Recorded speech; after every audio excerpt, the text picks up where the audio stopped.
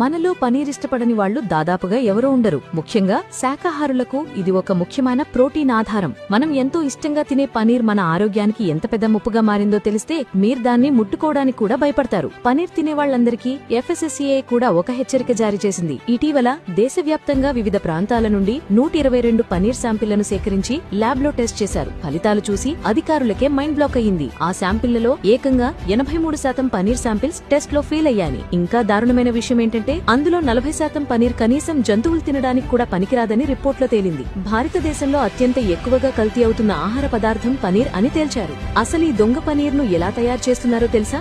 మైదా, ఆరారూట్ powder, palm oil కలిపిన నకిలీ పాలు లేదా పాల పొడి, యూరియా మరియు ప్రమాదకరమైన కెమికల్స్ అన్ని కలిపి ఈ విషాన్ని తయారు చేస్తున్నారు. ఈ పనీర్ తినడం వల్ల వచ్చే 10 సంవత్సరాలలో మన పేగులు దెబ్బతినడం, కిడ్నీలో రాళ్లు, కాలేయం పాడవడం వంటి తీవ్రమైన ఆరోగ్య సమస్యలు వస్తాయని డాక్టర్లు హెచ్చరిస్తున్నారు. అంటే ఇది మనం డబ్బులిచ్చి కొనుక్కుంటున్న జబ్బనమాట.